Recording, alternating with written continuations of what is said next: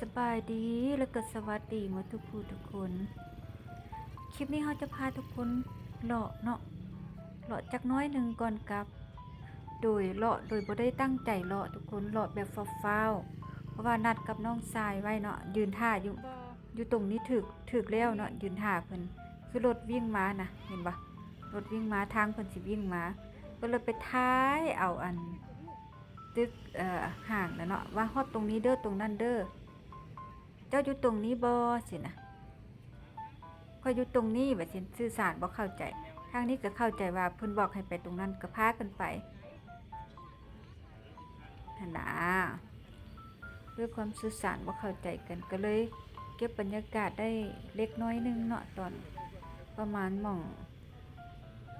ทุ่มหนึ่งแหละทุ่มกว่าแหละทุกคนแต่ว่ามันก็มืดเนาะก็จะถึง2 ทุ่มละก่อนกลับด้วยทุกคนไปเบิ่งบรรยากาศนํกันแบบย่างแบบฟ้าวๆเลยนะตามรถนะสิเจอกันตั้งเป็น30 นาทีพุ่นเกือบเข้าชั่วโมงพุ่นละบ่แม่น30 นาทีดอกคลาดเคลื่อนกันตลอดสื่อสารกันบ่ถึกบ่เข้าใจยืนท่าตรงที่ถึกหม่องแล้วเนาะยังไปถ่ายหม่องอื่นให้เบิ่งหั่นน่ะจังสิแหละคนเฮาเวลาเว้าแล้วบ่ฟังกันเนาะทุกคนว่าบ่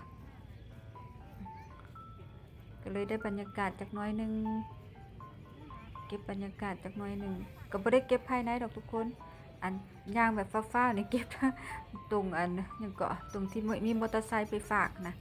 คนมอเตอร์ไซค์ฝากนะก็ได้เสียค่าได้ทุกคนได้เสียค่าฝากได้คันนึงเท่าใดบ่ล่ะบ่ได้เอามอเตอร์ไซค์มาเนาะ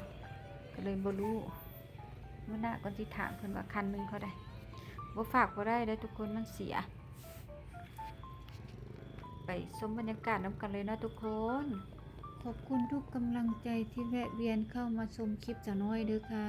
ขอบคุณมากๆฝากกดไลค์กดแชร์ให้ด้วยเด้อจ้ากดติดตามด้วยกดกระดิ่งดำให้ด้วยเด้อค่ะขอบคุณมากๆขอบคุณมากมาย